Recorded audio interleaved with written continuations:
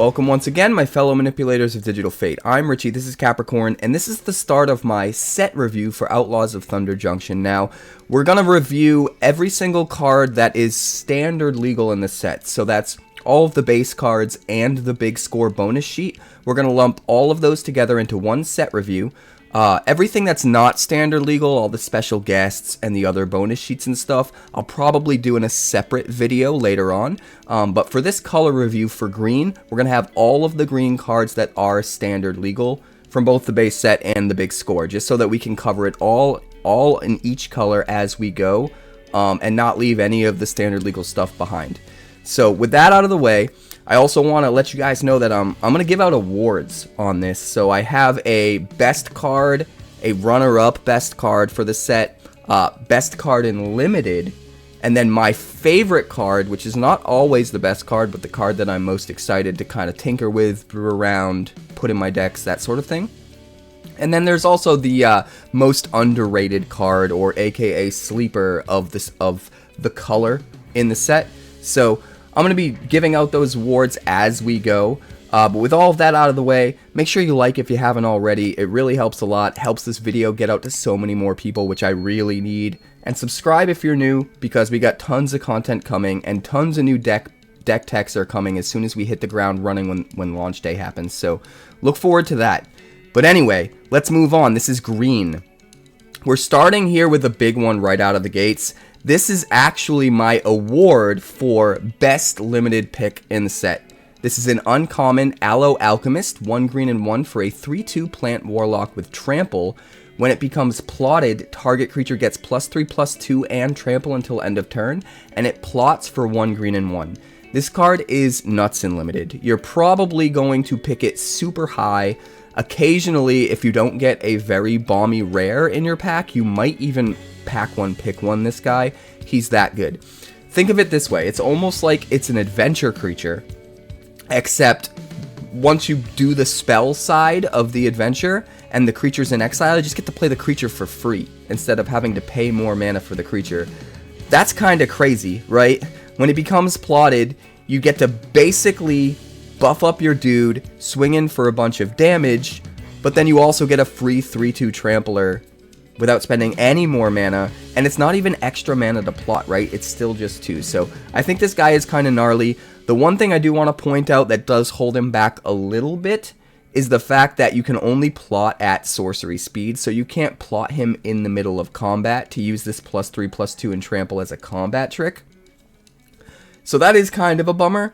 But even with that, I just think there's a ton of value to be had here, especially in limited, and there's a chance this guy could show up in constructed as well. So this is my pick for the best limited card in green. We're going to move on here to Ancient Cornucopia. This is one of the big score cards, 1 green and 2 for an artifact. Taps for a mana of any color, and whenever you cast a spell that's 1 or more colors, you may gain 1 life for each of that spell's colors. Do this only once each turn. Now, this card is a little bit of a trap, I think. It's, at its core, just a mana rock. And yes, it does give you a mana for any color, but it also requires green. So you have to have your mana rock that taps for any color in your base green deck, and green's already got so many good ways of color fixing.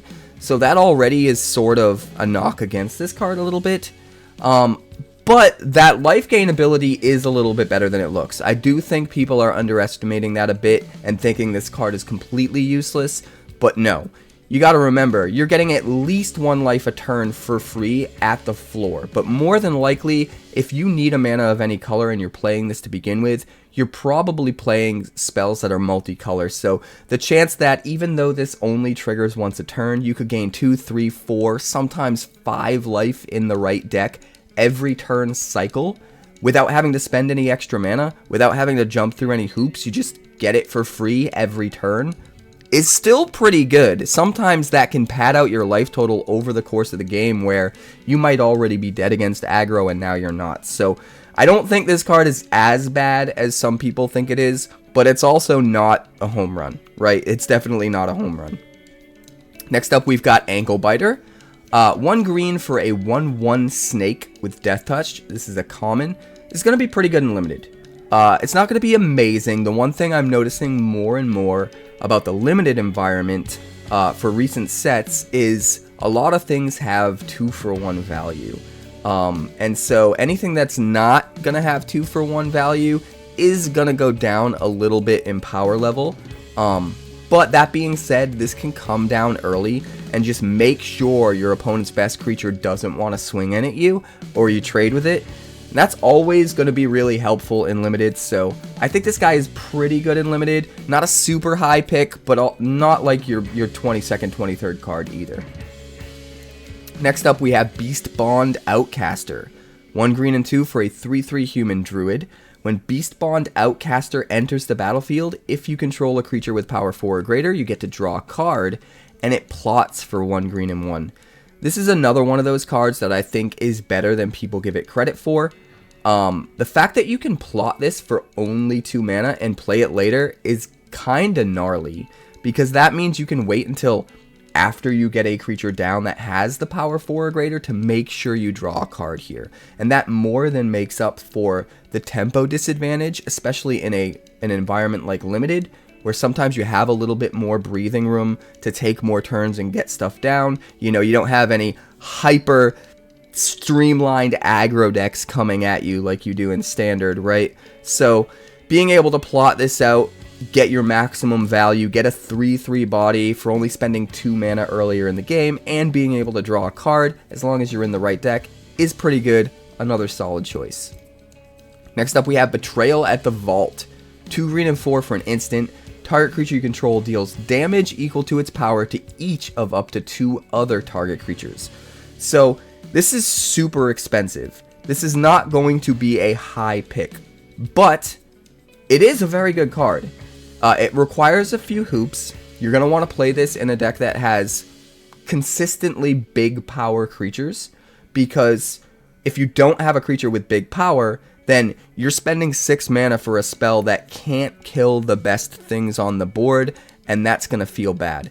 That being said, as long as you can consistently have a big enough power creature out, this is going to kill any 2 creatures you want for the most part. And it's going to be able to do it at instant speed, which means you can play it in combat, in the middle of combat, as a combat trick, blow out your opponent, block in ways that they don't really see it coming.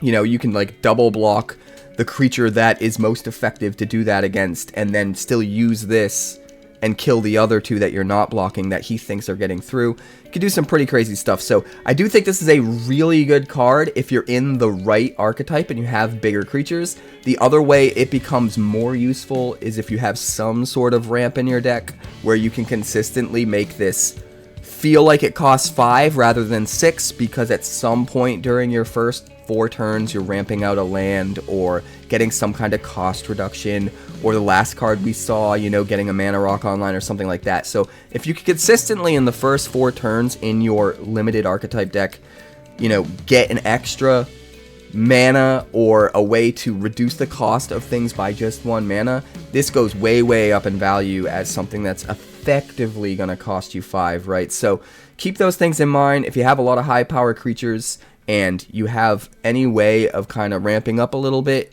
as you're curving out, this is going to go way up in value. Again, instant speed combat trick, being able to kill 2 creatures is kind of insane. So I think every deck that's doing those things wants at least one of these. Probably not more than one because of the cost, but you definitely want one of these at the top end.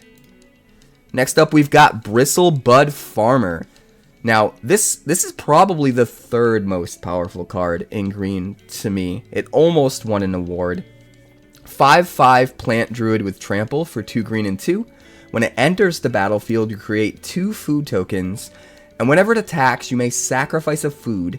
If you do, mill 3 cards, put a permanent card from among them into your hand. Now, I don't think this guy looks as good as he actually is. Like, he looks really good, but I think in practice, he's going to be really good. A 5/5 trample for 4 is already nuts without any downside whatsoever. But the fact that he gives you 2 food tokens when he enters the battlefield, which no matter what, no matter if your opponent deals with him or not, you still get to keep the food tokens. Especially in Limited, you get to pad out your life by at least 6 more life over the course of the next few turns if you're desperate and if that's what you need to do with the food tokens, even if they kill this guy. And that's just a ton of value. If they don't kill this guy, he's a huge on-rate, on-curve threat that's just going to threaten to end the game against them very quickly. But then if you get the ability online, you get card advantage as well. You get to turn those foods into the best permanent card, you know, from among the top 3 cards of your deck, while putting the other stuff in your graveyard, which potentially unlocks the ability of using those things if you have things in your deck that care about stuff in your graveyard. So there's just the ceiling on this is really high, and the floor is surprisingly high as well. So I just think this card is really, really nuts. I mean, obviously you're not going to get it very often in Limited, but you slam dunk it if you do, and I would be very surprised if this doesn't rear its ugly head in Standard in some kind of a mono green or Gruul beatdown deck, because card is nuts. Next up we have Bristlepack Sentry, 1 green and 1 for a 3/3 plant wolf with Defender. As long as you control a creature with power 4 or greater, it can attack as though it didn't have Defender. This card's okay. Thing is, you're in green, right? You're in the color that cares about this sort of thing the least. The one thing that's cool about it is it does give you a way to play something on 2 in a deck that's mostly trying to have 4 power or more creatures that maybe you don't have as many 2-drops, right? It's a way to get something down on 2 that's going to give you more value later on. Because there is that sort of archetype brewing for 4 green where you do want to sort of lean into more high power creatures for synergy payoffs. So it's not completely awful. It's cool that it slots into that. It's cool that it counts as a plant for things like Insidious Roots, but I don't think it's anywhere near good enough for Constructed to actually see any play with that card. But just kind of a little bit of filler. If, you know, you're down to your 22nd, 23rd card, you need to slot in a green deck that's doing the power 4 or greater matters thing. You know, you can fill out the rest of your deck with a copy of this. Next up, we have Bristly Bill, Spine Sower. This is actually the runner-up for my favorite card of the set. Not necessarily the most powerful, although it is incredibly powerful if used in just the right deck. This is 1 green and 1 for a 2/2 legendary plant druid. It has landfall. Whenever a land enters the battlefield under your control, you put a +1/+1 counter on target creature. And then you can pay 5 mana at any time at instant speed. Don't have to tap or anything, so you can use it multiple times if you want, to double the number of +1/+1 counters on each creature you control. This is obviously insane. In any kind of land matters landfall style deck, it's going to be like a Luminarch Aspirant on crack. If you're consistently dropping, you know, at least 1 land a turn, more than likely if you're in a landfall deck, probably more than 1 a turn most turns, then this is just literally strictly better than Luminarch Aspirant and gets kind of crazy. Not only that, you get the counters right away. Obviously you need to jump through those hoops. You need to be in that deck for this to be that good. But in that deck where you're doing those things, this card is insane. Not only that, but if your landfall, you know, if you're in that landfall deck, you're probably ramping up your mana pretty effectively. So by the time you get to 5, you should have multiple creatures out with multiple counters from the first ability. And then you could just start mana sinking your mana into the second ability to buff them all up even more every turn. It's just kind of crazy. It really turns your landfall ramp deck into an on-board threatening creatures matter deck, which it doesn't usually happen, at least not on curve for those kinds of decks, which is really interesting, and I want to explore that. But obviously the best place this is going to see play is with Insidious Roots. Because if you have Insidious Roots out, not only are you able to just use the landfall ability as normal to put some counters on stuff, but every time your Roots triggers and makes another plant and puts counters on all of your plants, this counts as a plant, it will get a counter, and then all of those plant tokens can tap for mana because of Roots. It's way, way easy to get to 5 or even 10 mana and be completely out of gas, play everything from your hand because you have so much mana, and just have all this mana left over to activate this ability probably multiple times each turn pretty early in the game. So I think this guy is just insane in the Insidious Roots deck. It's a bummer that there are some cards in this set that are really going to hurt that deck a lot by absolutely wrecking any decks that rely on graveyards, and we'll get to those, you know, when we get to those later in the set review. But outside of that, barring that, this guy is just insane in Insidious Roots. He's really, really good in any kind of a landfall or ramp deck, and even outside of that, he's just a good card. He's just a good card. Even in mono green, he could see play. So, really, really good card here. Like I said, one of the better cards for sure, and my second pick for favorite card of mine. Next up, we have 𝐻𝐸 Rantula, 2 green and 4 for a 6/5 plant spider. Spell costs 1 less to cast if you control a desert.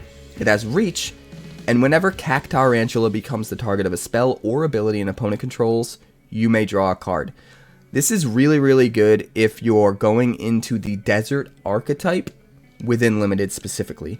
I still don't think this quite sees play in Constructed. If it was reduced cost by every desert you control, it would absolutely be a Constructed card, and there would probably be some kind of a desert archetype in Constructed. But you only get just the 1 cost reduction as long as you control a desert. Still going to be really good in the right Limited decks. If you're in a deck that's playing enough deserts to consistently turn this on, it does look like there's probably going to be a desert-centric archetype within Limited where you're really going deep into deserts. There are some other payoff cards we'll get to later. If you're in that deck, this is a no-brainer. You're not going to pick it super high because it is a common, but you should be able to easily pick up a couple copies of this. And like I said, if you're in that deck specifically, it's a slam dunk. If you're not in that deck, chances are you still have at least a couple of the common deserts in your deck for fixing. So this could still be a decent 23rd card of trying to fill out your green X deck, your green XX deck, whatever it might be. And you're, you know, down to the wire. You need one last card to really make the cut. You can do a lot worse than including one of these and have it sometimes still get that cost reduction, right? The fact that you draw a card whenever it's the target of a spell or ability is amazing, because that means if they kill it with removal, you're drawing a card to replace it. But it's actually better than that, because sometimes the thing they do isn't gonna kill it. So there could be situations where you actually draw multiple cards off this. It's gonna be rare, it's not gonna happen very often, but you could. And that makes the value of this go up. Next up, we have Colossal Rattleworm. 2 green and 2 for a 6/5 worm. It has flash as long as you control a desert. It has trample, and you can pay 1 green and 1, exile it from your graveyard, search your library for a desert, and put it onto the battlefield tapped, and then shuffle. Now, this is actually my second favorite card. Not favorite card. Second best card. I think this is the second best card in green. So, this wins that award. This is runner-up. 2 green and 2 for this ability is bananas. A 6/5 trampler for only 4 is insane, right? Like, we thought the other plant guy was crazy. This is absurd. The fact that if you happen to have a desert out, it gets flashed just makes it even better. And the thing is, you don't have to be deep into deserts, right? This can come out on curve, be your huge trampler on turn 4 that your opponent has to deal with, and then when they do, it can just find, maybe you just pepper in 1 or 2 deserts into your mono green deck, and it can just find the desert, ramp you up without even spending a card, and then when you happen to draw into your second Colossal Rattleworm, well, now it's going to have flash. It's going to have flash. It's probably going to come down on a turn where you have mana up to do other stuff too. So just crazy, crazy stuff you can do with this, and it's just a ton of value. I really have nothing else to say about it. It's just an insane beat stick for only 4 mana. Probably the best 4 mana creature we've seen since Questing Beast, or very close to it at least. It's really good. It's really, really good. So I would be super surprised if we don't see this everywhere in mono green. I don't really expect to see mono green everywhere, but wherever you do see mono green pop up, I would expect to very commonly see this be a part of that deck. Next up, we have Dance of the Tumbleweeds. 1 green and 1 for a sorcery. It has Spree. For +1 mana, you search your library for a basic land card or a desert card, put it onto the battlefield, and then shuffle. For +3, you make an XX green elemental creature token, where X is the number of lands you control. This is super awesome if you are in 3 colors, or potentially even 4 colors in Limited specifically. because this allows you to have fixing without wasting a card on just fixing, right? If you don't need to fix, this can just be a huge threat that's just going to get bigger the more lands you put into play, right? So the fact that you have that versatility is pretty nuts. But it doesn't stop there, because when you do fetch the land, it could be a desert, which gives you even more value. And when it goes on straight onto the battlefield, it ramps you. It doesn't go onto the battlefield tapped, guys. Which means you can use that mana right away to play more stuff. And in a way, that makes this feel like it's only 2 mana to search your library for a basic land or desert. And that's kind of wild, right? So I just think this card is really good in Limited, specifically if you need to fix. If you're not in like a multicolor deck, if you're trying to go super deep into just green and play like mono green and Limited, which I don't expect to happen very often, but if you're doing something like that, this goes way down in value because the versatility goes away. Like, sure, you're still ramping, and sure, you can still make a body. You know, you can get either or of those, and that's going to still be good. It's not going to be a bad card ever by any means. But I think the main potential here, the main, what really sets this card apart, the main draw to the card, is the fact that in Limited, it can help you fix. It can help you find that color you're missing if you're trying to play 3 colors or potentially even more. So if you're in that deck, this is a slam dunk. It's going to be a pretty decently high pick, I think, if fixing is super important to you. But outside of that, I still think it's a fine card that you might slot into your deck as well, especially if you're in that deck that's trying to ramp up your mana like we talked about earlier. It could be pretty decent in that deck as well. Next up, we have Rover Grizzly. 1 green and 2 for a 4/2 bear mount. Whenever it attacks while saddled, creatures you control gain trample until end of turn, and it saddles for 1. This is another card that's really good as a common. It's honestly getting a lot harder to evaluate commons moving forward, because ever since they switched over to these new play boosters, all of the commons are so playable, right? It's almost like the commons are what the uncommons used to be, and the uncommons are what the rares used to be. I don't know. It's not quite that crazy, but it's like tilting more in that direction than it ever has before, I think. And it makes it really hard to evaluate, because I think the power level of decks in general are going way up in Limited. But a 4-power creature for 3 that can just give everything trample is pretty nuts. And it's worth noting that you can saddle this the turn it comes into play, even if you're not going to attack with the Rover Grizzly. Everything else... Oh, no. I'm a liar. It has to attack. For some reason, I thought it didn't have to attack to give everything trample. So that makes this card go down in value just a little bit, because it specifically has to attack. And it's got a low toughness, which means your opponent can trade with it pretty effectively. So the more I think about this card, the less I like it. But it's definitely not a bad card. Like a 4-power creature for 3 mana that has this extra ability to give everything trample. Even if you wait to swing in the turn you want to Alpha Strike and just win with a wide board of huge green creatures, like, that's still pretty decent. So I would still consider it for Limited for sure. Next up, we have Free Strider Commando. 1 green and 2 for a 3/3 Centaur Mercenary. It has plot for 1 green and 3, so it actually plots for more than it costs to hardcast it. But when it enters the battlefield, it enters with 2 +1/+1 counters on it if mana wasn't cast. If it wasn't cast or no mana was spent to cast it. So if you plot it, it comes in as a 5/5 that counts as a modified creature for things that might care about that. I like the versatility here. I like that if you're desperate, you can just jam it for 3, have your 3/3 body, hold off your opponent's aggro deck. But if you're not desperate, you can set this up to plot, and then also that gives you time to get some of those like things that care about power 4 or more into play.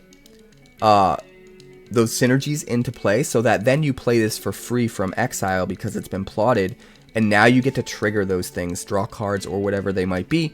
So the fact that, you can set this aside, play it later when it's going to be more beneficial for you when you have things set up, is pretty crazy.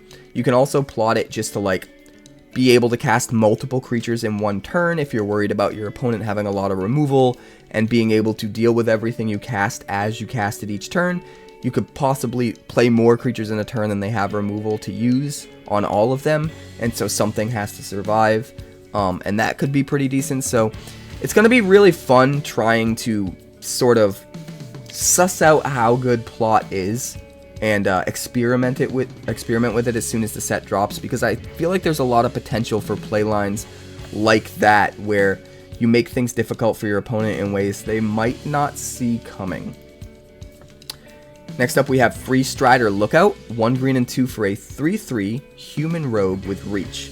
Whenever you commit a crime, you look at the top 5 cards of your library. You may put a land card from among them onto the battlefield tapped. Put the rest on the bottom of your library in a random order. This ability triggers only once each turn. I think this is deceptively good. A 3/3 reach for 3 is fine. It's not great, but it's fine. But the thing about committing a crime is it just happens incidentally so much. You got to remember, guys, every single removal spell that you play is committing a crime. And you're going to be playing removal spells no matter what. Any kind of activated ability that can target anything of the opponent's is going to count as a crime. It's just really easy to incidentally get value off this. It's just like every time you're doing the thing you probably want to be doing anyway, killing their creature, whatever, you get to ramp a land into play from the top, what is it, 5?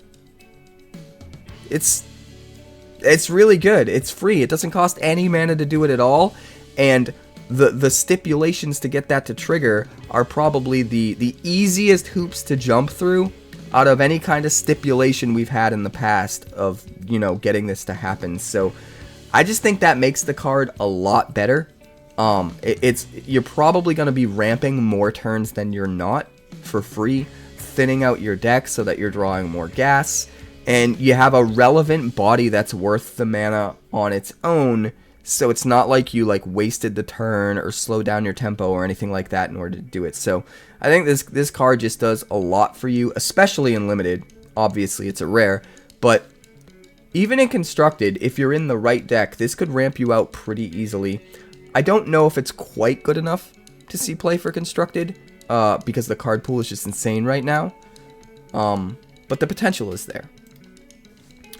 Next up, we have Full Steam Ahead, 2 green and 3 for a sorcery. Until end of turn, each creature you control gets +2/+2 and gains trample, and this creature can't be blocked by more than one creature. This is a nice little finisher. You're gonna probably jam this in not the deck that's trying to have really big creatures, but a deck that's trying to go wide. The more creatures you have, the more value you get off this, maybe in some kind of a mercenary tribal deck. That being said, it is a dead card if you don't have a decent board state to cast it on, so you're probably not going to play more than one. It's not going to be a very high pick, but if you're, you know, halfway through pack 2 and you're starting to realize your deck is shaping out to be a very go-wide creature deck that's staying low to the ground but trying to swarm your opponent, you're probably going to want to try and aggressively pursue one copy of this at the top end, you know, with the rest of your picks in pack 2 and maybe even in pack 3. Try to find one copy of this so you can play at the top end, because you probably just win the game in that kind of a deck, right? It just really forces them it really forces them to have to trade or just lose the game in ways that they don't want to trade, and some stuff's going to get through no matter what because of the trample. It's just really good. I guess the trample makes it pretty decent even with your big creatures, right? But you're still going to get double the buff if you have double the creatures. So still best in a go wide deck, not useless in a go tall deck. And if you're kind of doing a little bit of both, it's also probably pretty considerable. But again, I don't think you want more than one of these in your deck no matter what, because it is a dead card if your opponent is dealing with your board state and you don't have a good board state to use it on. Here we have Giant Beaver. 1 green and 3 for a 4/4 beaver mount with vigilance. It saddles for 3, so you can tap a total of 3 power worth of creatures to make it become saddled until end of turn. You do have to do that at sorcery speed. Whenever it attacks while saddled, you put a +1/+1 counter on target creature that saddled it this turn. So pretty cool little card here for limited specifically. I don't think this is good enough in constructed because the tempo loss of having to tap down your 3-power creature or whatever to saddle this is not great. But in limited, I think this is amazing. A 4/4 vigilance for 4 is already a really solid on-curve play. That is, I wouldn't say like a high pick, but definitely not a low pick, right? It's a decently high pick, high enough that you probably want to grab one at some point. But the fact then that you have this extra ability to like take your creature that isn't going to be able to attack, isn't going to be able to get through their front line because it's not big enough yet, and saddle it. And so every turn that the beaver gets through, that creature can just keep getting bigger and bigger and bigger by saddling it. And then eventually, if they kill the beaver, you have this leftover creature that's huge, or you can even just distribute those counters and among different creatures by saddling it with different creatures each turn. So I don't know, it could do a lot to make the rest of your board so much better over the course of the game. And it does that sort of without any opportunity cost because it's just a good creature on rate that's gonna be swinging no matter what and then still be able to block because of the vigilance. And that kind of makes up for taking your other creature out of the attack by making it saddle this, right? Being able to attack with this and block with this almost makes up for that by itself. So the more I think about this card, the more I like it. Again, I don't think it's like a super high pick, but it is a good card that you're probably going to want to play in limited. Next up, we have Gold Rush. 1 green and 1 for an instant. Create a treasure token. Till end of turn, up to 1 target creature gets +2/+2 for each treasure you control. So obviously, if there's some kind of a treasure archetype within limited, this card's going to be a slam dunk. It's going to buff you up insane amounts in something like Gruul, right? Where you can get more treasures. If you can even have one other treasure on the battlefield, this gives +4/+4 for 2 mana and makes a treasure. That's crazy. Don't forget you're actually getting the treasure too, right? So you're going to be able to ramp, you're going to be able to color fix. This just does everything you want. You play it as a combat trick. You ramp at least +2/+2. You get your ramp, you get your fixing. In a way, it feels like it only costs 1 mana because of the treasure. But it gets exponentially better, obviously, the more treasures you have. So I think Gruul's going to love this. I think in the Gruul deck, if you have some treasure generation already, this is going to be a very high pick. Outside of that, I think it's alright. I think it's going to see play if you need interaction, if you need combat tricks, if you're coming up short on removal or whatnot. You could do a lot worse than to play this. Same thing if you're coming up short on fixing. If you're in a 3-color deck and you're getting, to the bottom of the barrel of your picks and you're coming up short on fixing, you don't quite have enough fixing to make those 3 colors work. This is another way that even if it's just once 1 turn with that 1 treasure, you can fix without losing the card, right? Without it costing you the whole card, because you can still use it as a trick, kill their dude in combat while yours survives, and then get the treasure you need to fix for your splash color or whatever the next turn. So, pretty good card. Next up, we have Goldvein Hydra. This was almost my pick. This was almost my pick for runner-up for best card in green. It's just that good. Some people are underestimating it. Some people are overestimating it. But I do think it's a great card. 1 green and X for a Hydra that's 0/0 that enters the battlefield with X +1/+1 counters on it. But it also has Vigilance, it also has Trample, it also has Haste, and then when it dies, you create a number of tapped treasure tokens equal to its power. And that's the part about it that I love. In constructed decks, you can play this early, and even though it's going to be a little bit under rate for the other green creatures you could be playing on whatever turn you're curving out with, the Vigilance, the Trample, and the Haste help make up for that a little bit, and the thing that really makes up for that is when your opponent inevitably kills it, as they're going to do with pretty much every creature you play on curve at some point, right? You're going to get a whole bunch of treasure tokens, which means the second Goldvein Hydra you draw into could be an absolutely huge threat. And since they used their removal on the first one, they might be out of removal by the time you play it, and it could be huge. But not only that, you could play other really big creatures in subsequent turns, potentially even a lot earlier than you otherwise could play them, just by having all these treasure tokens. So like, even if you play this on turn 4 as a 3/3 Vigilance Trample Haze Sky that swings in, like, what are they going to do?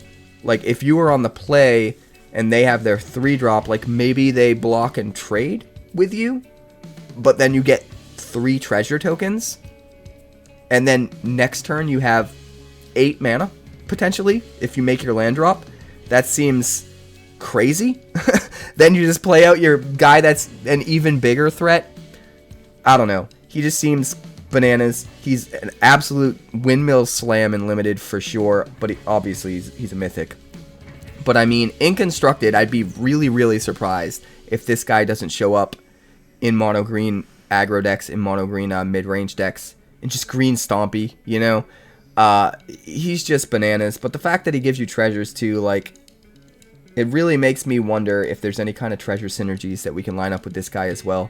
But I just think he's amazing. He's in the top 5 cards of green for the set for sure, including the big scorecards. Next up, we have Hard Bristle Bandit, 1 green and 1 for a 1/1 plant rogue. You can tap to add a mana of any color. Whenever you commit a crime, you untap Hard Bristle Bandit. This ability triggers only once each turn. Another really good mana dork here. Super good for fixing. In limited, you want to slam dunk this guy, right? Very high pick. I wouldn't say a pack one, pick one sort of thing. Very, very high pick, because not only is it going to fix you, it's going to ramp you, but the potential for it to basically ramp you 2 mana, tap for 2 mana, on any turn that you just commit a crime. It almost lets you cast a 2 mana removal spell for free, in a way, right? Because you tap this for mana, tap a land for mana, play your 2 mana removal spell, untap this, and this is ready to tap for another mana. So, you play your 2 mana removal spell for basically free, and then still have the same amount of mana you would have from your lands left over to play whatever board presence you want to play. That just seems bananas to me. So, yeah, if you see this guy in limited, especially if you're in a multicolor deck, especially if you're in a deck that's using a lot of removal, please just pick him up. Please use him. High pick for sure. Next up, we have Intrepid Stable Master. And this is actually my pick for underrated card, my sleeper of green. This is 1 green and 1 for a 2/2 human scout with reach. It taps for 1 green mana. It taps for 2 mana of any 1 color to use only for mounts or vehicles. And the reason I think that this is so underrated right now is because I think people don't realize how good mounts are going to be. I've been screaming it from the mountaintops throughout the entirety of spoiler season for any of the videos where it was relevant that I really think Mount Tribal is going to be a thing. It seems like it's too cute, right? On the surface, it seems like it's just going to be a meme. But I honestly think the power level of a mount deck is going to be insane. It's crazy that mounts can just mount other mounts. So whichever is your best or most effective mount ability on any given turn, that can be the creature that you swing in with while you use the other mount to saddle it. There's just a lot of ways the mount deck can be crazy. I'm not going to get into it here. I specifically have some ideas for synergies with some pretty insane mount cards with Roaming Throne, and being able to ramp to that with 2 mana, tapping this for 2 mana to play those mounts is huge. You got to remember, this doesn't have the downside of if it was just 2 mana for a vehicle. Like, ramping 2 mana for a vehicle is nowhere near as good as ramping 2 mana for a mount, because mounts don't require to be crewed or saddled in order to actually be effective creatures. It's just extra, right? Vehicles, you have to crew them. You have to in order for them to be good. So, just by the nature of that, ramping out a vehicle isn't as good as ramping out a creature, right? Because they have this extra hoop you need to jump through. Mounts are right in the middle. They can get all this extra value from crewing them, from saddling them, but they're relevant creatures on their own even without that. So the potential of being able to tap this for 2 mana and put out a mount is going to be huge in the mount decks, especially because it's mana of any color.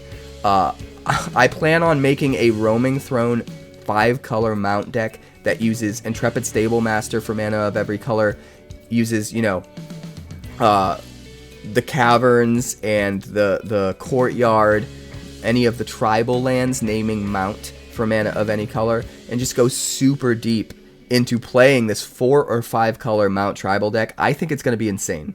There are some really ridiculous mount payoffs, and like I said, the ability to use mounts to just saddle other mounts, depending on which abilities are best in any given situation, is just going to make the mounts that much better when you start to pile them on top of each other. So Mount Tribal, I think, can really be a thing. And the fact that this does so much for that deck while still being a relevant 2/2 reach body for 2, even if you don't need that, and it can tap for 1 green mana, even if you're not using it for crazy mount or vehicle stuff, like, all of that is just crazy.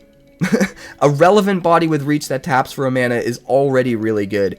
And then the fact that this is going to be insane with Mount Tribal, even outside of Mount Tribal, if you're just running a few mounts in your deck where there's at least consistently 1 turn in the first 5 turns where you're going to be able to use this to ramp out a mount 1 turn earlier, even that, if it's just the only time you do it in the whole game, is going to still be really good because this isn't useless all the other turns, right?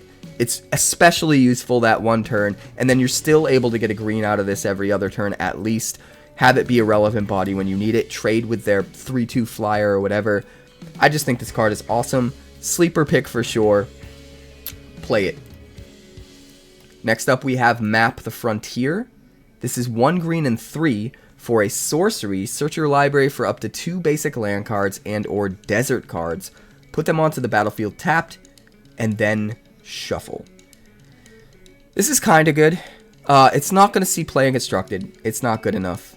If you really, really care about deserts, that's where this is really worth it. It does put both onto the battlefield tapped. You don't have to sacrifice any lands at all like Harrow, so there are some upsides, but 4 mana is a lot, right? If you're waiting to ramp until you're at 4 mana, then you're specifically wanting to cast some really expensive stuff. Also, if you're waiting to color fix, mana fix, until you're at 4 mana, chances are there was a turn where you weren't able to cast the thing that you wanted to already, and you also have to take your entire turn 4 off to cast this spell, so there's a lot of downsides. I don't think this is super good. That being said, if you are deep into deserts mattering in your deck and you're using a lot of the deserts payoffs, of which there are a decent amount in this set, if you're in that archetype and building around that, you might want to play this. You might want to play this just to make sure you get 2 more deserts out to just fuel your synergies and ramp into some big stuff. It could really matter in that deck, but outside of that, I just think it's really, really slow, and you don't want to run it unless you're super desperate for this kind of an ability. Next up, we have a big score card. This is Omen Path Journey. 1 green and 3 for an enchantment, and I kind of think this is a trap. But anyway, it enters the battlefield. Search your library for up to 5 land cards that have different names, exile them, and then shuffle. At the beginning of your end step, you choose a card at random, exiled with Omen Path Journey, put it onto the battlefield tapped. So basically, this is going to search your deck. It's going to thin out 5 lands of your deck so you're drawing more gas, right? It's going to let you get one of those into play at the end of every turn, so you're basically ramping out an extra land every turn for the next 5 turns, right? And then this enchantment just sits there. I think the worst thing about this is if they have enchantment removal, they can immediately destroy the Omen Path Journey, and you lose access to those lands forever, and that would be very rough. Yeah, I don't think this is super good in Constructed. Obviously, if you get this in Limited, I think it's worth playing. The chances that they're going to be able to kill this in Limited go down, right? And honestly, just being able to thin out your deck of 5 lands in Limited is super, super huge. And like free ramp subsequently. This is much better than that last card we saw, the Map the Frontier. Like, this is the card that's good enough that you'd play it in decks that don't just care about deserts. It's going to be even better in the decks that care about deserts, obviously, because you can find those. It's worth noting 5 lands, any land at all. Doesn't have to be basics. So this is also going to be really good in older formats, for sure. in Constructed. In Standard, I think it's a trap.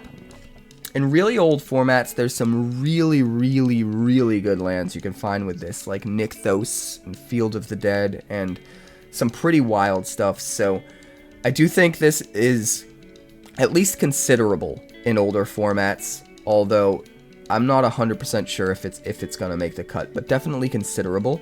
And it's worth playing in Limited just because of the value it provides thinning out the deck so much. Next up, we have Ornery Tumblewag, one of those good mounts we were talking about. This is 1 green and 2 for a 2/2 Brushwag mount. At the beginning of combat on your turn, you put a +1/+1 counter on target creature. So it's kind of like a Luminarch Aspirant Light. And whenever Ornery Tumblewag attacks while saddled, you double the number of +1/+1 counters on target creature, and it saddles for 2. So at the very least, what you're normally going to do is slam this on turn 3. It gets to put a +1/+1 counter on whatever creature you want, probably your turn 2 play. And that creature's immediately swinging in as a bigger creature, which is already good, and leaves behind the Tumblewag. And then on turn 4, you can play a creature that can't attack yet, use that creature to saddle the Tumblewag. So you can still attack with the buffed up 2-drop and the Tumblewag. At the beginning of combat, put a counter on the Tumblewag, and then use the ability to double the counters on Tumblewag so that it swings as a 4/4 so that they can't block and trade and blow you out, most likely. Increases the chances of them at least not being able to block and kill this because it's a 4/4. And your 2/2 is still a bigger, your 2-drop is still a bigger 2-drop with that +1/+1 counter you put on it last turn. So that can also swing in super effectively. At that point, you've had some really good lines, you've got some pretty good values, some pretty good swings. Even if they are able to trade with something, they probably had to trade down because both of these creatures are buffed up.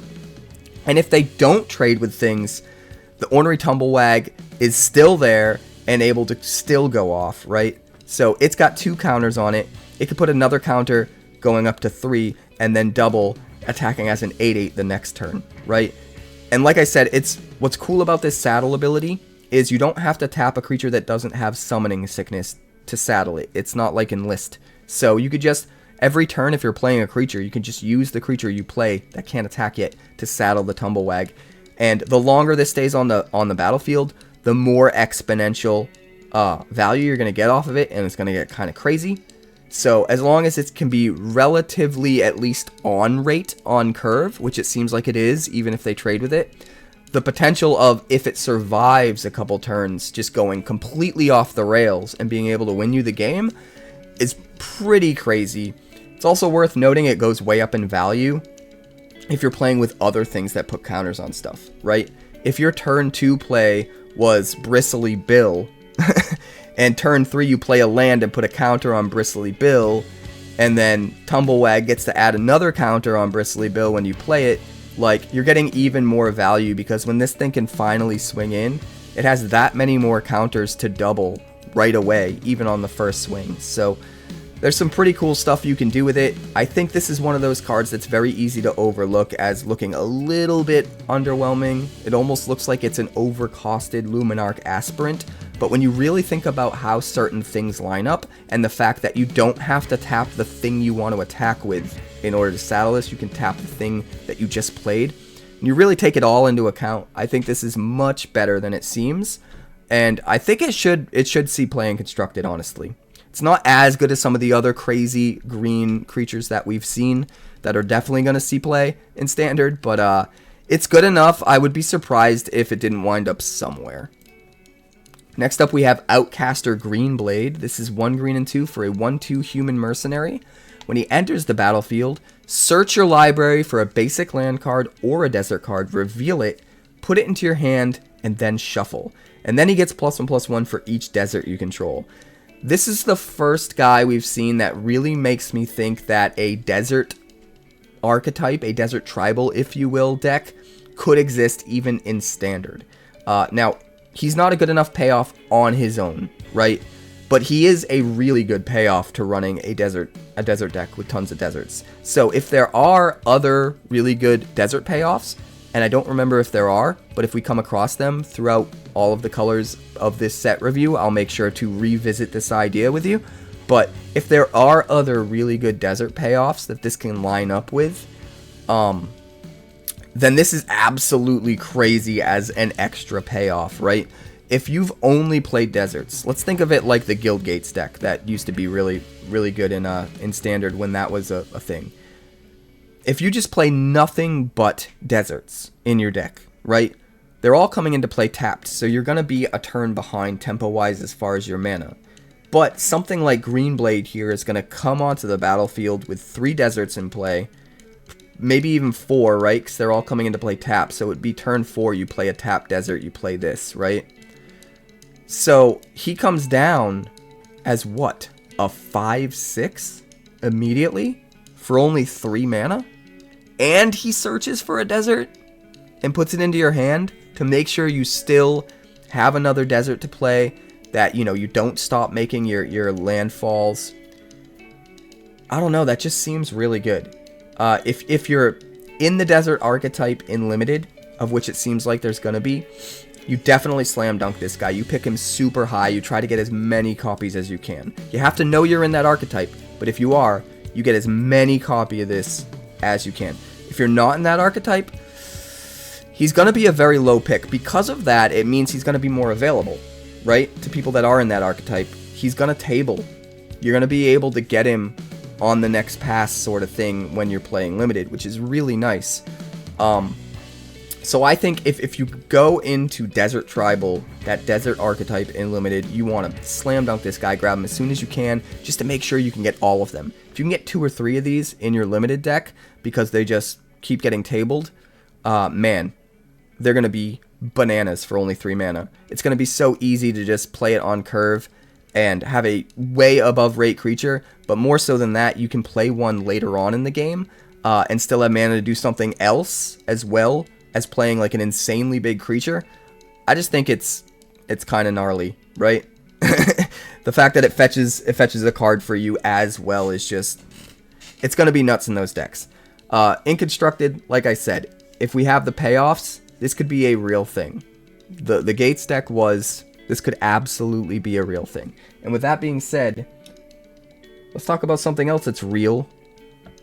Coffee. Nectar of the Gods. Nectar of the Gods. It's an important part of the ritual, guys. Hashtag deal with it. Alright, Outcaster Trailblazer. 1 green and 2 for a human druid. It's a 4/2.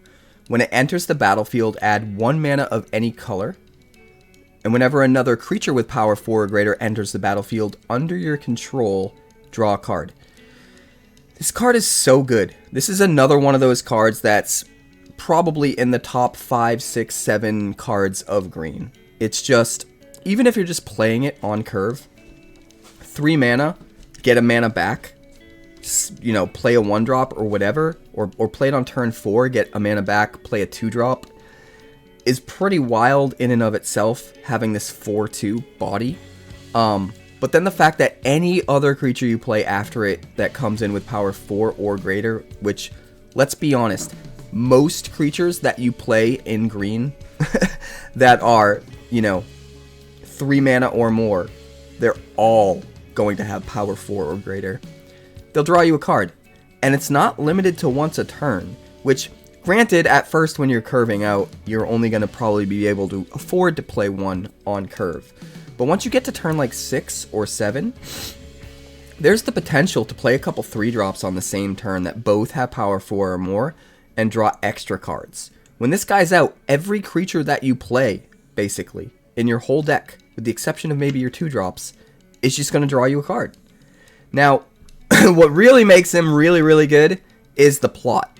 You can plot this for 1 green and 2. And then, on your next turn, you can play it for free, get a mana, which ramps you up to at least 5 mana on turn 4, and then lets you use your 5 mana to cast a 5-drop that draws you a card because he's now in play. And that is a ton of value for turn 4. Granted, you do have to take a little bit of a tempo loss, but in some situations, even that is preferable, because if you played something like this on turn 3 and your opponent's just holding up removal and they just kill it, and then on turn 4 you play your 4-drop and they use their removal that turn and kill that, now you got nothing to show. But if you plot this and they can't use anything on turn 3 to remove it because you didn't play anything, they can't use that removal. They lose that tempo. And then you play it for free, play your big creature, get your draw, and then if they only have enough mana to cast one of their removal spells, you get to keep one on the board, when in other situations, you know, you might not need to, or you might not get to, rather. So there's some interesting ways you can line up plotting to ensure that your opponent can't kill everything in one turn, the way they would take multiple turns to kill things as you're curving out with them. And then also get all the value here of like getting a free mana, getting to draw a card, having multiple bodies on the board. It just seems, I think plot in general is a little bit underestimated in all the silver lining ways it can generate value for you. And I think in the same way, a card like this is a little bit underestimated. So I think this card is really, really good. I'm excited to use it in Constructed for sure, and to just experiment with it. Next up we have Patient Naturalist. This is 1 green and 2 for a 2/3 human scout. When he enters the battlefield, or she enters the battlefield, you mill 3 cards, put a land card from among the milled cards into your hand, and if you can't, you create a treasure token.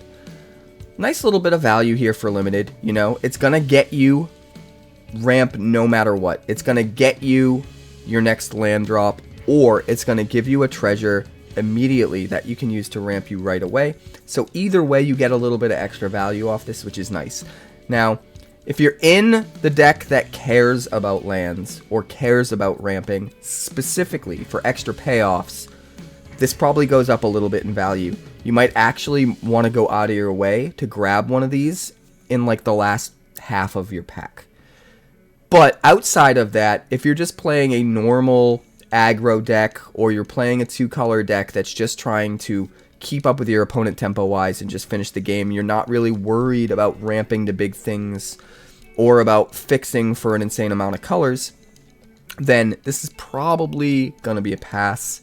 It's not super good if you're outside of those synergies, but if you really need to double down on those synergies, it's a nice little bit of extra support that should be easy to pick up later. It's not going to be a high pick by any means. Next up we have Railway Brawler. 2 green and 3 for a 5/5 Rhino Warrior with Reach and Trample. This is another really good card. It plots for 1 green and 3. Whenever another creature enters the battlefield under your control, you put X +1/+1 counters on it, where X is its power. This is more plotting insanity. So the idea here is you can plot this, and then on a later turn where you're going to play a big creature, you just play this for free first, and then you play the big creature, and it gets a ton of counters on it. Again, I really love this idea of using plot as this way to explosively vomit a board of creatures out in just one turn, rather than like drip feeding them one turn here, one turn there, one this turn, one that turn, and giving your opponent the ability to use spot removal. So I do think plot is interesting in that way, where it makes your opponent's spot removal a little bit less effective because it puts them behind, right? You put too many things on the field than what they can deal with, and they're forced to deal with like one a turn, and now they can't catch up dealing with everything unless they have a sweeper. That being said, against sweepers, it is still going to be rough. But even if you're against sweepers, if you know they're coming up, then you can just plot things and keep them plotted. You know, keep a couple things in reserve, so if they cast their sweeper, you can recover by just getting a bunch of free stuff on the field the subsequent turn, and really just like, basically instead of just keeping things in your hand like you normally would to play around the sweeper, like try to keep as much stuff as you can, get them to cast the sweeper, and then you play stuff out, which is normally the play line you try to do. Now you can, instead of keeping them in your hand, you actually do stuff with them. You can plot them, and that way, when it comes time to stabilize, to recover from a sweep, you just got free stuff to play. And I just think that's crazy. So there's a lot you can do, but even this guy just coming down on curve as your 5-mana 5/5 trampling reach beater, that gives you a bunch of extra value over the course of the next however many turns is still pretty good. So I think this guy is really good, but I think he's better than he looks again, because I don't think everyone's quite realized to what extent plot can be valuable. I think everyone is very focused on the tempo loss you get when you plot something, and so they're very tunnel visioned on only very specific decks being able to utilize plot effectively. But I actually think mid-range is going to be able to use plot in a lot of interesting ways to sort of dodge things that the opponent's trying to do, or like really mess up timing for the things your opponent wants to do to deal with your deck. Next up we have Rambling Possum. This is 1 green and 2 for a 3/3. It attacks while saddled. It gets +1/+2 until end of turn, and then you may return any number of creatures that saddled it this turn to their owner's hand. And it saddles just for 1. This is another one of those cards that I think is really, really good. Better than it looks. If you're in an aggro deck, even the ability to play basically what amounts to a 4/5 on for 3 mana is going to be really good. If you're playing a creature every turn and that creature doesn't have haste, most of your stuff's not going to have haste, right? If you're in if you're in a haste deck, then maybe not. But if you're in a normal aggro deck, if you're in a green deck, like whatever you play that turn, you're not going to be able to attack with anyway. So if you're trying to stay aggressive, you have no reason to not just saddle this with whatever that was that you played, right? And then you're swinging in as a 4/5 for almost no downside other than you can't block with the thing that you just played. But if you're winning the race, that's fine, right? So even that is just kind of crazy. But if you have things that you want to return to your hand, if you have ETBs and stuff like that, that's where this card is going to shine. You know, if you have cheap creatures that get ETB value, you can keep saddling this guy, keep swinging in above rate, and keep recasting and getting your ETBs. It looks like there is very much a flicker, blink, return stuff to your hand and replay it for the ETB sort of archetype in this set. And it looks like there's cards that do all 3 of those things in abundance. So I'm pretty sure there's an archetype for that in Limited, to be honest. I'm pretty sure that's going to be a thing. And if you're going that direction, I think it's probably Selesnya. Then this guy's going to be a really good card, probably a pretty high pick. Definitely not like a pack 1, pick 1 or anything like that, but definitely a high pick that you're going to want to grab and not risk it tabling. Pretty high if you're in that archetype. If you're just in a green mid-ranger aggro deck, it's a good card. You might want to pick it up in the second half of the pack, but you don't want to like super prioritize it. Next up, we have Raucous Entertainer. 1 green and 1 for a plant bard. It's a 2/2. You can pay 1, tap it, put a +1/+1 counter on each creature you control that entered the battlefield this turn. This guy's a little slow. The fact that he takes mana to do this is a little rough. The fact that the counters only go on things that entered the battlefield that very turn is also kind of rough. He can't put counters on himself, right? That being said, this ability in Limited is still pretty good. So I don't think this is going to be an insanely high pick, but it's also not going to be a really low pick either. Very middle of the pack pick. You're probably going to see one of these in your Limited deck. Now, in Constructed is where it gets interesting. Is this card good enough for the Insidious Roots deck? Part of me thinks it just doesn't do enough on turn 2 to be worth the slot. But at the same time, that deck makes a whole bunch of plants all in one turn that you can then just pay 1 extra mana to put an extra counter on all of them.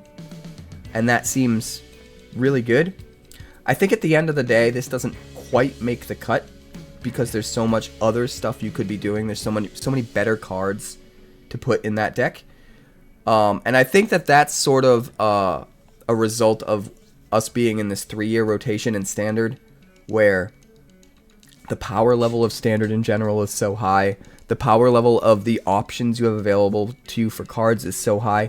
I think if we were on a 2-year rotation, there's a much better chance that something like this could have actually made the cut in like the Constructed Insidious Roots deck. But where we're at right now, I don't think it's quite there. But the potential is still there, so there's that.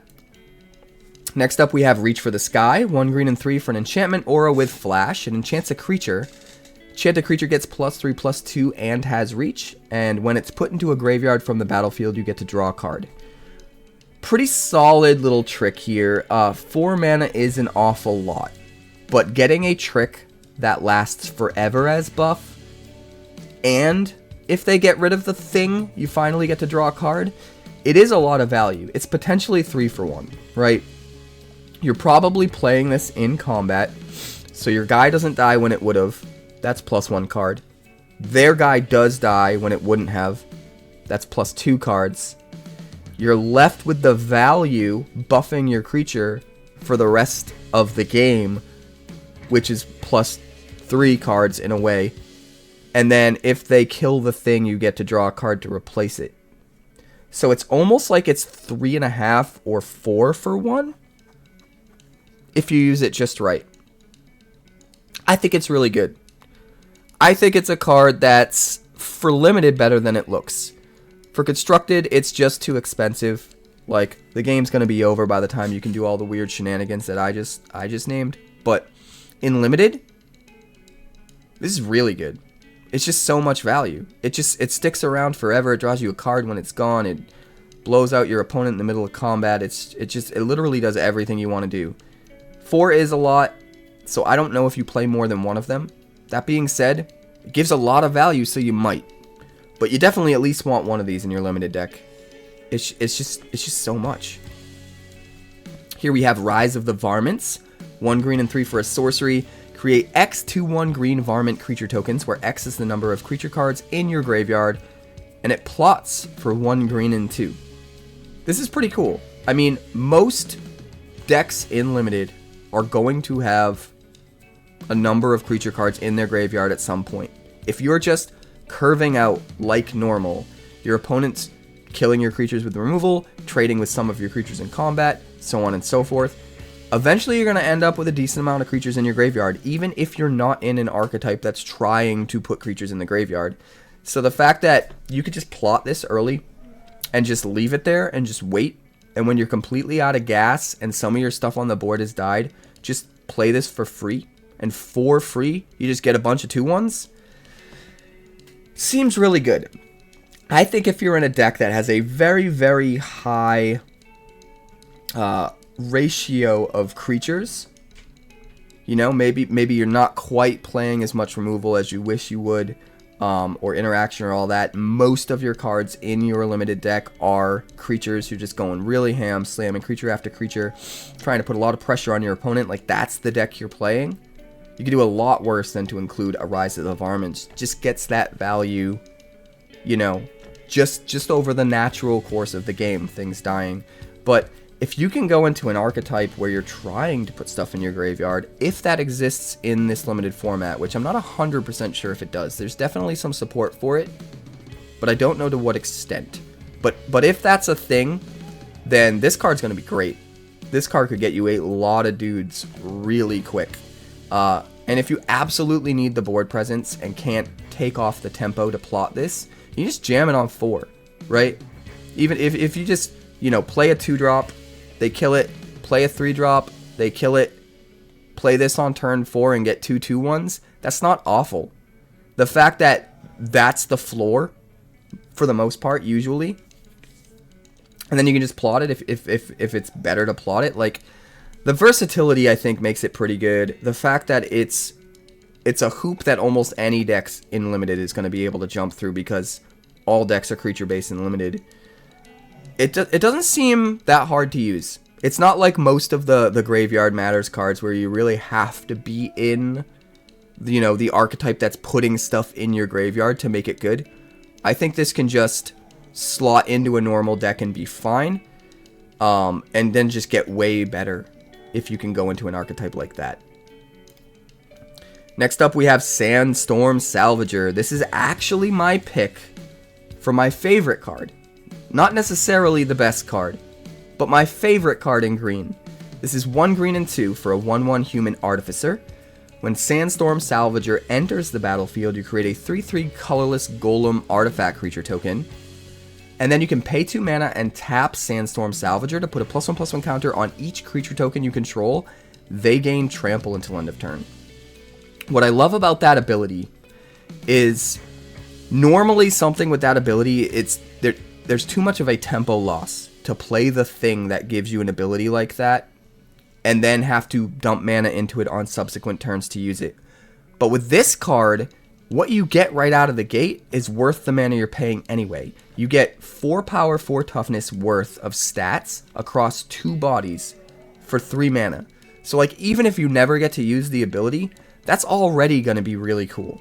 But if you're in a token deck, if you're in a token go wide deck, this just gets insane. They almost have to deal with the Salvager. And even if they do, they killed your 1/1, you're left with the 3/3 that you paid. You paid 3 mana to get rid of their removal spell and make a 3/3. That seems crazy. But if they don't kill this, your whole board is getting buffed with a buff that stays, with +1/+1 counters that just stay forever, more and more every turn, and getting trample every time you activate this, so that you could just swing in and like, it can just take over the game all by itself as long as you have a bunch of tokens. So it kind of puts your opponent in a screwed if you do, screwed if you don't situation if you're in the right deck. Even if you're not in the right deck, like I said, it still has value. It's still a 3/3 and a 1/1 that at the very least can pump up the 3/3. So I think this is a pretty good card in Limited. Obviously, it's a mythic. It's one of the big scorecards. And you're probably going to want to slam dunk it because of the 3/3 token. In Constructed, you're only going to use this in the right deck. But in that deck, it is a highly valuable card that's going to have a huge target on its head. And it really makes me think that maybe Token Tribal, and I'm not talking about Boros Convoke or anything like that, which is already like a huge part of the meta, but I think a true Token Tribal deck, you know, centered around token creatures specifically, could finally be viable and super fun. So I'm excited to brew with this card. She's awesome. I can't wait. Next up, we have Smuggler's Surprise. Congratulations, Smuggler's Surprise. You are the best card in green, in my opinion. 1 green for an instant, has Spree. You can pay an extra 2 mana to mill 4 cards and put up to 2 creatures and or lands from among the milled cards into your hand. But that's just gravy. That's just the extra mode. That's the thing that if you have nothing better to do, that's what you're doing. The real bread and butter is 1 green and 4 as extra. You may put up to 2 creature cards from your hand onto the battlefield. So for a total of 6 mana, any 2 creatures from your hand go onto the battlefield, which is already really good. It reminds me of Festival. What was that card called? Festival, something or other Festival. The green card that finds 2 5-drops. You'll remind me in the comments. But yeah, 6 mana to get any 2 creatures from your hand onto the battlefield is nuts. Atraxa, Atali, whatever you need. But that's not what puts the card over the top. What puts the card over the top is the fact that it's instant speed. The fact that you can do that in the middle of combat and blow out your opponent, get all of your ETB value, then untap and swing with your creatures immediately. It's like better than haste in a way. You just get so much insane value. It will literally take over the game all by itself if it's in the right deck. But that's not where it stops. For an extra 1 mana, creatures you control with power 4 or greater gain hexproof and indestructible until end of turn. So you can use this basically as your win condition, blow out your opponent, getting your 2 crazy bombs from your hand into play, add instant speed during combat, or if you just need to protect your board, you can just cast this for 2 mana and protect your whole board with hexproof and indestructible. Or if you need card advantage, you can do the first mode, or you could just do them all if it's later in the game and you top deck this when you have a bunch of mana. It's the combination of the versatility of the modes with the sheer advantage of being able to choose 2 or 3 of them, and the fact that it's at instant speed. All 3 of those things combined together to make this card just insanely pushed. Just insanely pushed. Like, If you thought the ramp decks were difficult now because they ramp up to an Atraxa, you have not seen anything yet. Get ready. Get ready because it's coming, guys. This card is the real deal. It is my top pick for the most powerful card in green. Next up, we have Snakeskin Veil. 1 green mana for an instant, puts a +1/+1 counter on a creature you control, and gives it hexproof until end of turn. We've seen this before. This is a reprint, but it is one of the best 1 mana protect your dude spells that we've ever gotten, because it leaves behind value that stays forever while still only being a 1 mana spell, and that's important. So say no, basically counter their removal with the hexproof, and make your guy even bigger just for the 1 mana at instant speed. Slam dunk. You're probably going to want one. Probably going to want one in limited specifically. Next up, Spinewood's Armadillo. 2 green and 4 for a 7/7 Armadillo with reach. It also has Ward 3. Pay 1 green and 1, discard it, search your library for a basic land card or a desert card, reveal it, put it into your hand, and then shuffle. You gain 3 life. This is another one of those cards that is going to slot really well into the desert deck or the ramp deck, because when you get it earlier in the game, it helps you to find the land drop that you need to not ever have to miss a land drop, to just keep going, right? But more than that, it gains you the 3 life as well, so it's not like it's a tempo loss. You get to mitigate, you know, that turn 2 damage you're taking from an aggro deck while fetching your land, which is really important. And then this exact same card, when you draw into it later in the game, and you have enough land now, well, now it just comes down as a 7/7 reach Ward 3 for 6 mana. So it's that versatility of, like, early in the game it can do the thing you need early in the game, and then late in the game it can do the thing you need from a late game top deck. Makes this card really, really good. Like, just really good, really solid. Not like a first pick or anything like that. But definitely if you're in a deck that's trying to ramp or trying to go deep into deserts, either of those, you're going to want to pick one of these up. You're going to want to not let it table. It's just that good. It really is. Normally the biggest downside between a big creature like this and why you're trepidatious to run them in limited is because if you have them early, they're dead, right? It's almost like you drew 1 less card than your opponent, because they just sit there in your hand and you might be dead before you even get to cast it. And that's a huge problem for really expensive creatures in limited, but this doesn't have that problem, because if it's in your hand early, it's just something else. So that just makes this insane. It's a way for you to include your really big, expensive creature without the downside of having a really big, expensive creature in your deck. And that's just... You need to play it. You just need to play it. Spinewood's Paladin. 1 green and 4 for a 5/4 human knight with trample. When he enters the battlefield, you gain 3 life. And you can plot him for 1 green and 3. So he's going to come out a little bit quicker. Not quicker, but cheaper, right? If you don't have a 5th land drop, if it's your turn 4, you don't have a land to drop next turn, you don't want to take the chance, you could always just plot this guy out. And yes, you missed your turn 4 play that's going to put pressure on your opponent. But then turn 5, this guy comes out for sure as a 5/5 trampler, gives you the 3 life, and you still have that 4 mana to play another 4-drop. And that just makes turn 5 insanely powerful, right? You just go boom. Plot, guys. I really think people are so focused on the downside of losing a little bit of tempo, they're not seeing the upside of just explosive turns. Just explosive turns where your opponent can't deal with everything at the same time. Now, that being said, this still isn't amazing, right? It's not giving you as much value as most of the plot cards are giving you, and that's because it's a common. So, I don't think you take this super high, but you could do a lot worse than grabbing something like this in the last half of a pack. Here we have Stubborn Burrow Fiend, 1 green and 1 for a 2/2 Badger Beast Mount. He saddles for 2, and whenever he becomes saddled for the first time, each turn you mill 2 cards, and then he gets +X/+X until end of turn, where X is the number of creature cards in your graveyard. Oh boy. So obviously this is another one of those cards that gets way better if you're putting stuff in your graveyard. But again, just like the other green card we talked about, this is going to be halfway decent, even in a just normal creature-based deck, which is going to be most limited decks, right?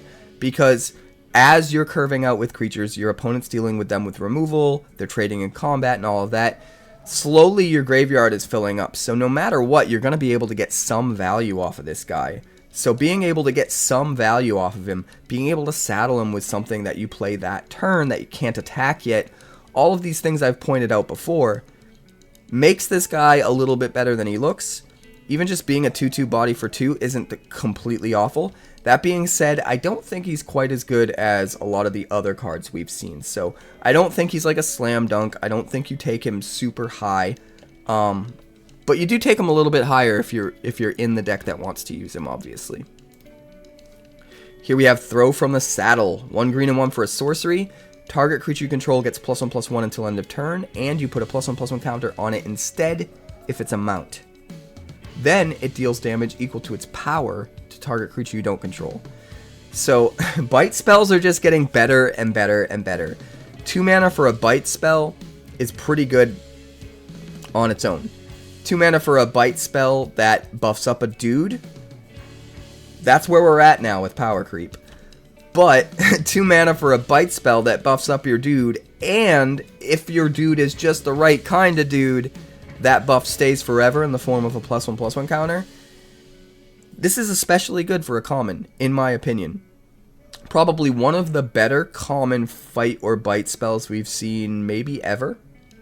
Common specifically, right? So if you need removal, especially in the last half of a pack, you're definitely going to want to pick one of these up. Again, it's not going to be a high pick. It is a common. They're going to table quite often.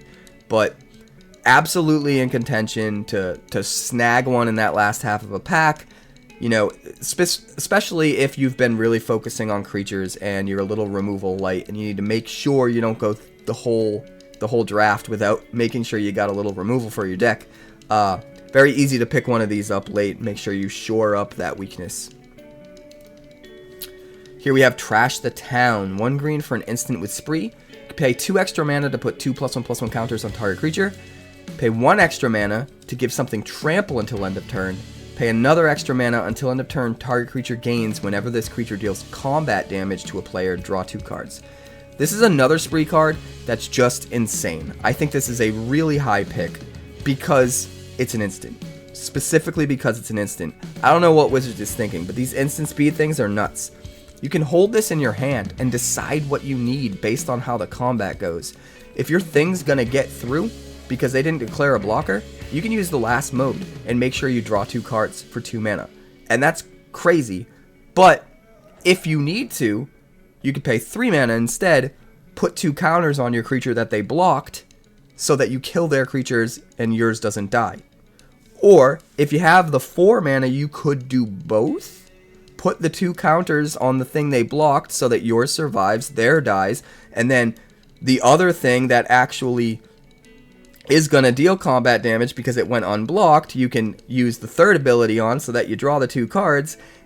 And if you want, you could just give whatever trample for an extra damage, and that trample can help you make sure that you hit that last ability. So say they try to chump block something with a 1/1, right? Maybe a mercenary token or whatever. You can also just pay the extra 1 mana to give the thing trample that you're going to give the ability to draw you 2 cards so that you make sure you get through for damage if everything was blocked.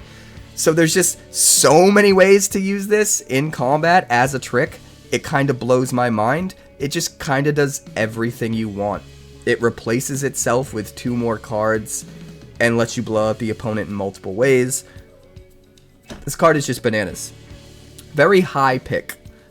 Honestly, in certain situations, I could see first picking this. Your rares and mythics are going to have to be pretty bad for that to happen. For you to pick this over a bomb, of course. But I could see it happening. Next up, we have Tumbleweed Rising. 1 green and 1 for a sorcery. It has plot for 1 green and 2. You make an XX green elemental creature token, where X is the greatest power among creatures you control. Not bad. Just 2 mana for this is pretty decent. Now, you're going to have to wait to play it, which is kind of a bummer. But if you do have to wait to play it, and you don't have anything else to play on a turn, you can always just plot this so that eventually when you get to play it, you play it for free. You can even play it the same turn that you play a really big creature. Say you plot this early, turn 5, you play like a 6 power 5-drop or something. You can then immediately play this for free as well. So your 5 mana feels like it got you your 6/5 and a 6/6 green elemental token. And that just seems kind of good. So as a common, this is a really good way to fill a slot if you're running out of, if you're running out of playables later in the draft and you need to make sure you have more creatures, you have some powerful creatures, but maybe you just don't have enough creatures, you do a lot worse than to include a card like this. Next up, we have Vault-Born Tyrant. This is one of the big score cards. 2 green and 5. For 6/6 Trampling Dinosaur, no awards. But don't let that fool you. It is still a really good card. When it or another creature with power 4 or greater enters the battlefield under your control, you gain 3 life and draw a card. And then when it dies, if it's not a token, you make a token that's a copy of it, except it's an artifact in addition to its other types. The most important thing to note about this card is that when it makes a copy of itself, that copy has all the same abilities. So in a way, the copy triggering the ETB is going to feel like you got the ETB again off them killing your Vault-Born Tyrant. And what I mean by that is, you slam this down, you get your Vault-Born Tyrant, you also immediately get to draw a card and gain 3 life because of its ETB. Then if they kill this, not only do you get a 6/6 trampling token to replace it, but you immediately also draw another card and gain another 3 life because of the token coming into play. And no matter what they do, you've still got that static ability online. So it's not like they can kill it before you play another creature and not have you draw a card and gain 3 life off of playing that other power 4 creature.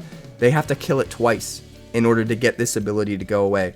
And when they do kill it twice, you've still gotten the ability 2 times. Like, you've still drawn 2 cards, gained 6 life, and made them kill the thing twice. That's crazy, right? That's crazy. That's like a 4-for-1 at the very least. It's a 4-for-1 that if they don't immediately do all the things they need to do that give you the 4-for-1, it becomes an even more than 4-for-1. It reminds me a little bit of the Great Henge in that you get it down and it just provides value on top of value that just snowballs from here until eternity. The downside is you don't have a cheaper way to cast this like the Great Henge, but it is a valuable threat in and of itself, right? It's a 6/6 trampler as well that's hard to get rid of because you have to kill twice. So, pros and cons, but I think this card is really good. Again, not good enough for an award, but I would be very surprised if this doesn't see some play in some green stompy decks towards the top end because it's just kind of bananas. And then our last card of the day, Voracious Varmint, another really good pick for limited. This is a 2/2 Vigilance creature for just 2 mana, 1 green and 1, and you can pay 1 and sacrifice it to destroy target artifact or enchantment. I think that ability is a little bit underestimated for limited, maybe not among the better players that already understand the power, but the idea here is you can have artifact and enchantment removal in your main deck without having to worry about sideboarding, but also without having to worry about it being a dead card. Like, no matter what, this is a 2/2 Vigilance body for 2, which is fine, right?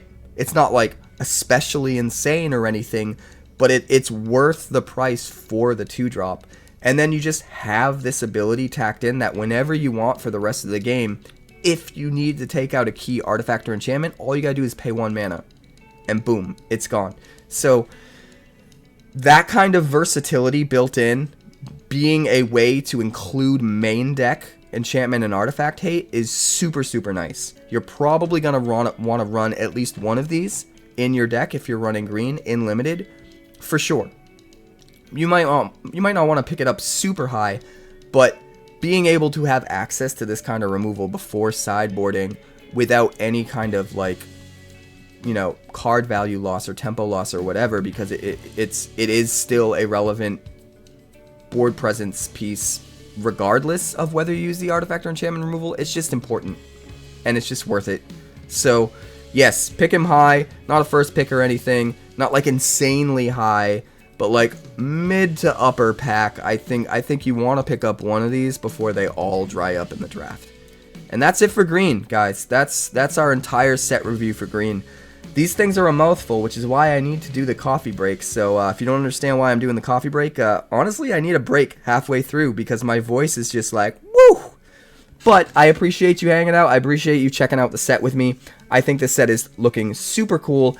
Like the video if you haven't already so I can help get it out to so many more people. Subscribe if you haven't because a ton of stuff is on the way. We got a crazy bruise coming as soon as the set launches. And with all that out of the way, I appreciate you guys for being here again. What's up next? Red's up next. So look forward to that. I'll see you there.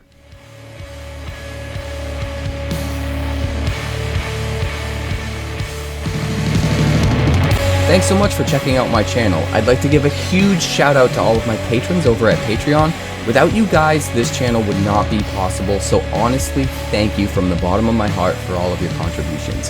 If you haven't yet, like and subscribe. The more likes we get and the quicker we get them, the bigger this channel will grow and the faster it will grow. I'd love nothing more than this channel to become something very special for you guys, but it's entirely up to you how fast that happens.